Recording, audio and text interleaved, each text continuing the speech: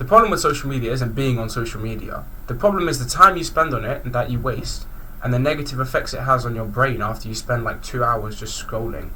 Now, I'm mainly talking about like short form content, like video shorts, reels, whatever you want to call them. Basically TikToks.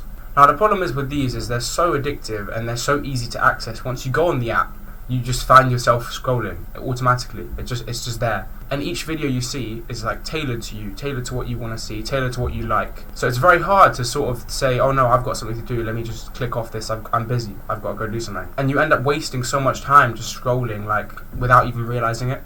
I mean, the list of negative effects kind of goes on with this, like, your attention span is going to be fucked, your dopamine's not going to be regulated, it's going to be all over the place. It links to happiness as well. If you only get your dopamine from scrolling through reels, once you try and quit that, you're going to be fucking depressed, bro. You're going to have to fill the void with something else. A lot of people don't realize that, so when they end up trying to quit something they're addicted to, they don't fill the void with something beneficial, like a sport or a hobby. What they'll do instead is sit there on their ass all day just lying about doing nothing, and they wonder why they go back to it or they pick up another bad habit instead.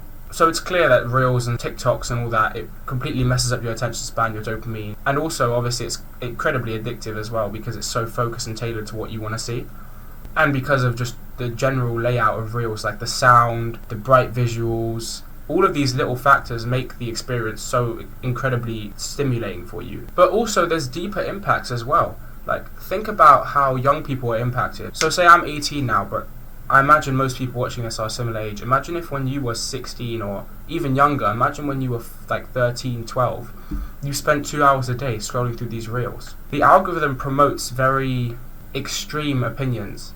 So you're not getting shown like normal children shit. You're not watching CBBS on there, bro. You're seeing like extreme political opinions, extreme general opinions. You're also watching people do crazy shit. You just see weird stuff. You're going to see like car crashes, explicit language use.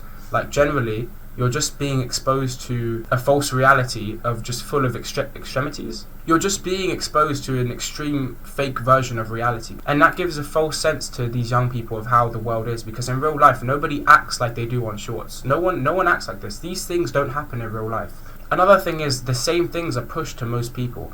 So imagine you've got 1 million people, 1 million kids who are, say, 10, 12 years old, and they're being shown the same content up until they're about 16. All these kids see the same thing every day. They hear the same opinions, they watch the same videos, everything's the same. This is an extreme example, just to prove the point. But imagine after, say, even 1 or 2 years of this, all these children, when they're older and they grow into adults, they're all going to think the same. They're all going to have very similar opinions. They're not going to be very different. They're not going to be very interesting to each other. They're all going to be boring. They're going to lack any sort of individuality that they might have had through gaining individual experience in life, like just experiencing normal things that happen to people. But everyone's different in that sense. But now, no, they're sitting inside scrolling, seeing the same shit everyone else is seeing, messing up their attention span, and also their perception of how the world really is. And then you wonder why now, like, mental health is worse than it's ever been for young people. And you wonder why now attention spans are all fucked. Everyone has these extreme opinions. Everyone's so sensitive to people who think slightly differently. Mental health is worse than it's ever been before.